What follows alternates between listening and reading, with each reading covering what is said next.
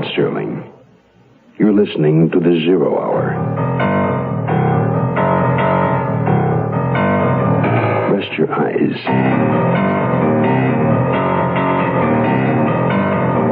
Exercise your imagination. Today, Glenn Hall Taylor's story of an FBI agent who almost loses his life in the line of duty. Larceny on the Lake.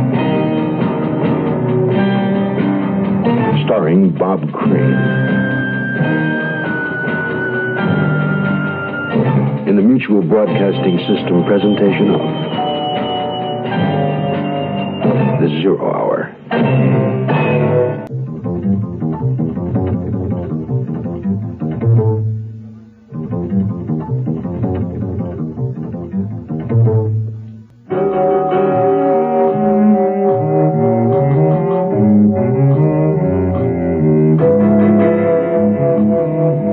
Several million people in the United States who have fingerprinted arrest records.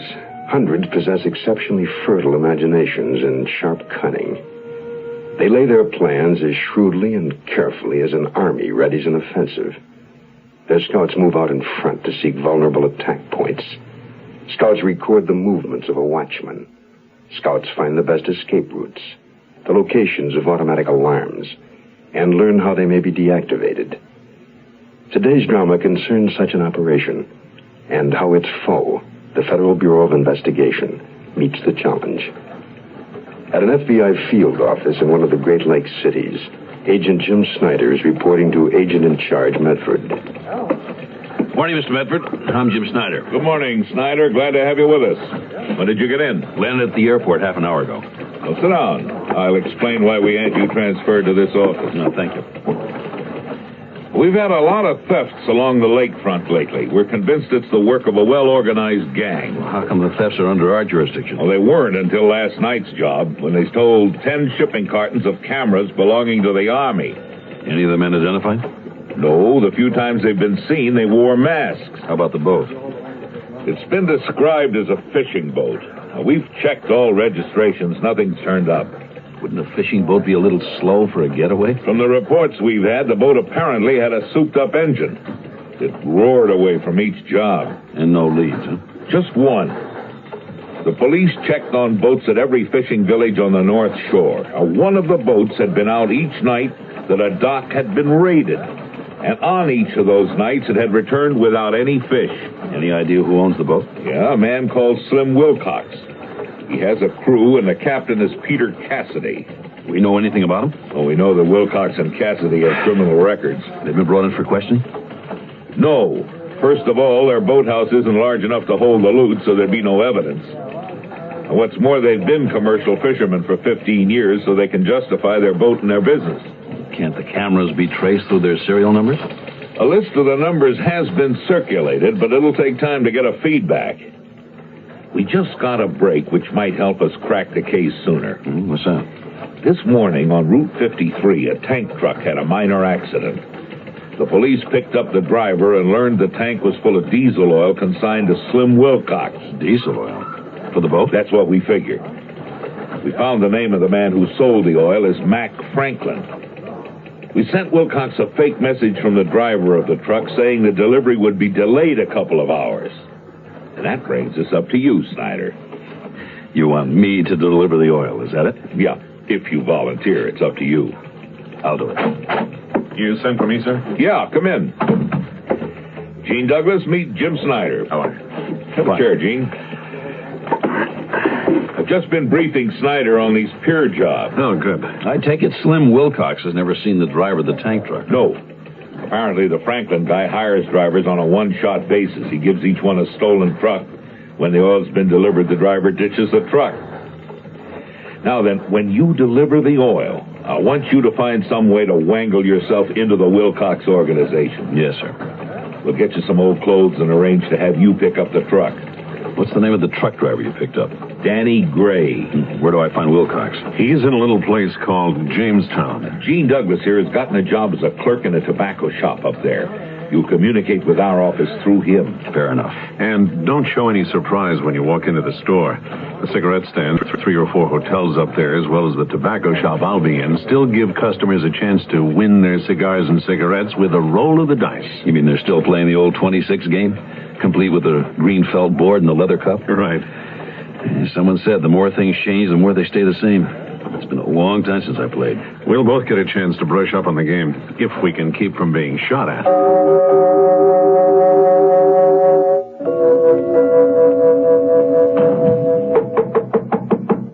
Come in. Hi. Hi. Just got a call from Centerville. Truck got through okay. The fence offered $8,500 for the cameras. That's not enough. Anything else? Yeah. Buck told me to tell you there's a guy outside with a tank truck of diesel oil. Good. That'll be the stuff from Mac Franklin. I'll go talk to him. And, Harry, get Centerville on the horn and tell him we want 10 G's for the cameras. Okay, Slim, will do. Hey, you the oil guy? Yeah, Where's the truck? over by the tanks. I'm Danny Gray. You Slim Wilcox? Yeah. The tanks are locked. I can't unload them. Well, I'll unlock them. No. Come on. Thanks. Is it top-grade stuff? I don't know. I didn't heist it. You tell Franklin we had trouble with the last load. No, I won't be seeing him. How come? This is a one-way haul. After I unload here, I ditch the truck. Do you know anybody who needs it? No. You know where a guy could catch on? No, why? I got in a crap game on the way down here. Got clean. That's too bad. There. Both tanks are open. There's a double sawbuck. Should get you out of town. Hey, look, I don't want no handout. Well, you pay me back sometime. When you get the oil unloaded, call Buck. He'll unlock the gate and let you out. Thanks.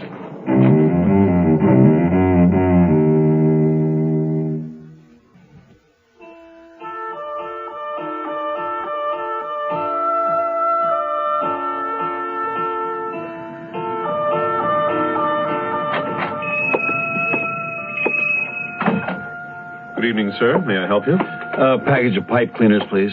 Here's some right here. Watch it, Jim. There's a guy in the phone booth in back of you to the right. How much are these? 37 cents with tax. Like to roll for him? Yeah, sure. Costs a dime a line. What number do you want? 6s. 3 on 1.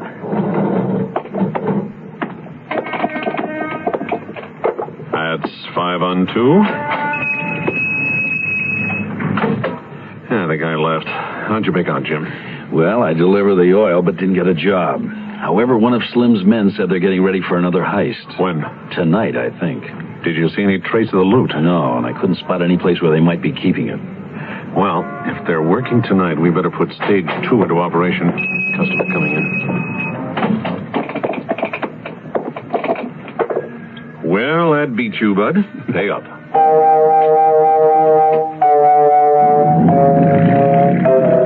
Hey, Cassidy. Yes, Slim? Go round up the men. We're ready to shove off. Okay.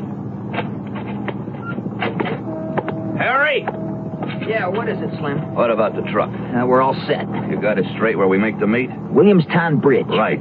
You'll be there at 11:30. If we don't show in half an hour, just pull away. Gotcha. Hey! Hey, you guys! Who's that? I can't see in the dark over there. It's that guy that delivered the oil. He's outside the gate. What you want? I gotta talk to you. It's important. Let's go see what he wants. I don't like him hanging around here. Okay, you.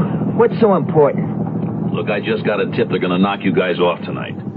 How did you get a tip like that? Who says we're going to get knocked off? I ran into an old buddy. He's got a pipeline to a pal on the force. He says the cops are out in the breakwater right now. They're gonna search every fishing boat as it passes through. How come you make me such a partner? I figure I owed you after you staked me to that double sawbuck. Hey, Slim! Yeah. There was a phone call just now from Big Joe. He asked, is Slim gone yet? And I said, I don't know. And he said, well, if he ain't, stop him. And I said, why? He said, the cops are out at the breakwater. And then We know already. And then he said, well, when they get through out there, they're going to case every boathouse on its shore. What are they going to case the boathouse for? Well, Big Joe said for fishing boats with diesel engines in them. And I said, like ours? And he said, yeah. And I said, well, what should we do? And he said, well, we... Okay, we know what to do. Harry, go cut the motor. Cassidy? Yeah? Go get Al. Tell him I want the motor taken out of that boat like right now. Well, Al ain't around, Slim. He's out heisting a car for us to use tonight. Oh, yeah, I forgot.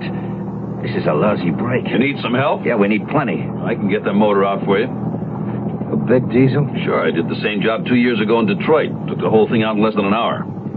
Okay, mister, you gotta see if you can do it like right now. $100 doesn't interest me. Now, what does? I told you this afternoon, a job. You get that motor out clean, on time, you got one.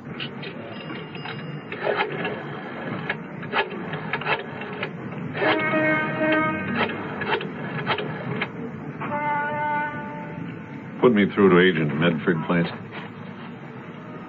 Hello, this is Gene Douglas. I'm in a phone booth. Thought it's safer than putting the call through the switchboard in that two-bit hotel I'm living in. Yeah, Snyder got the job. He contacted me this noon. He reports to Slim Wilcox every morning, hangs around the boathouse till about 3, then is dismissed. Well, they replaced the diesel in the boat, but there's no action yet. He did run into a piece of luck, though. Overheard one of the mobs say that a truck took the loot to Centerville. It ties in with the raid the Centerville police made this morning. They arrested a fence and found the cameras that were stolen from the government. No, the Wilcox mob isn't implicated yet. The fence wouldn't talk. That's right. Well, we'll keep on it. I'll get back with a report as soon as there's any action. Yes, sir. Goodbye.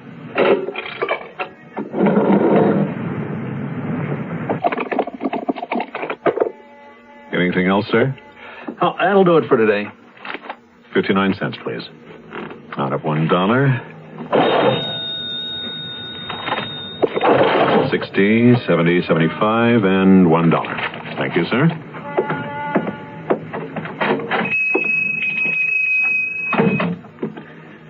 I'm sure getting tired of playing 26, but I must admit shaking dice gives me something to do while I'm waiting for your customers to leave.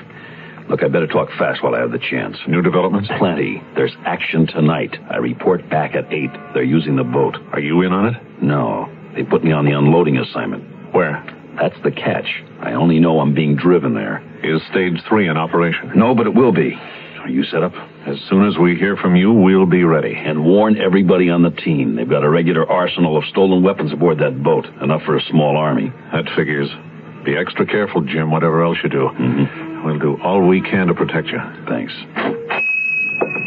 No. Not another interruption. Okay, give me the dice cup.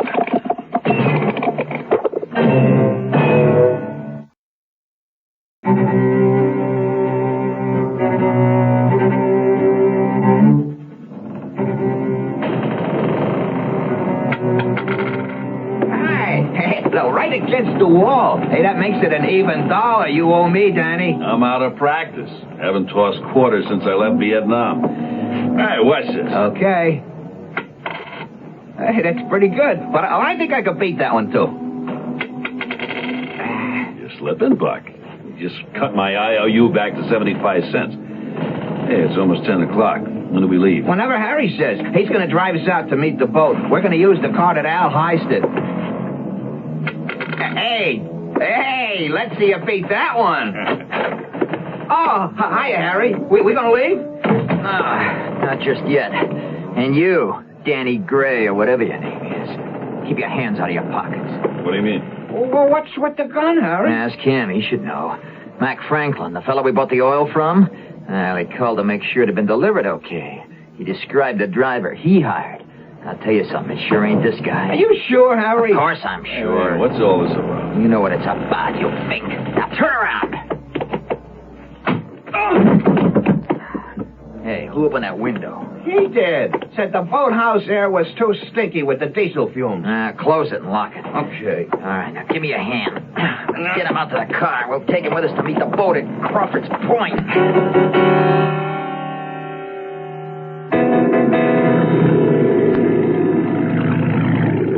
Okay, Cassidy. Back it up a little. All right, just a hair more. Okay, now you got it. Hey, Mike, you get up there with a line and make us fast. Right. Okay, Cassidy, cut the motor. All right, the rest of you guys, start unloading.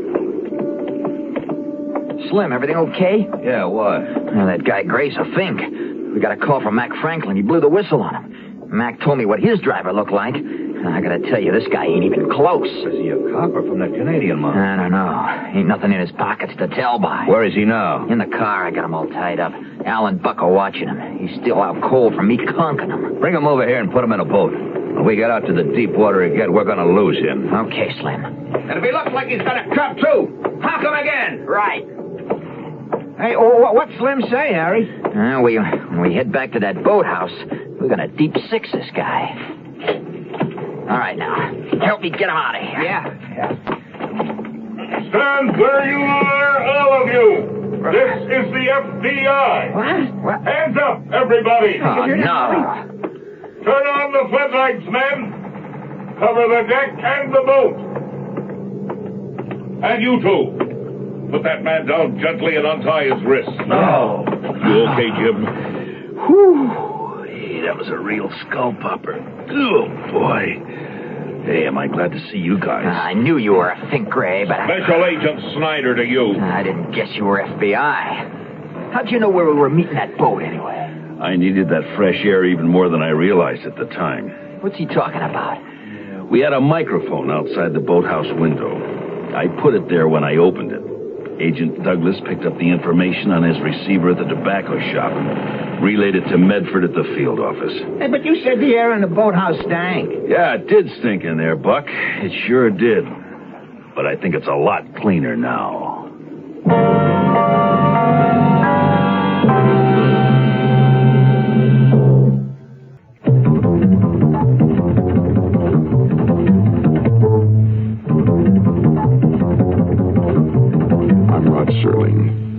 Close your eyes, exercise your imagination, and join us again on our next presentation of The Zero Hour.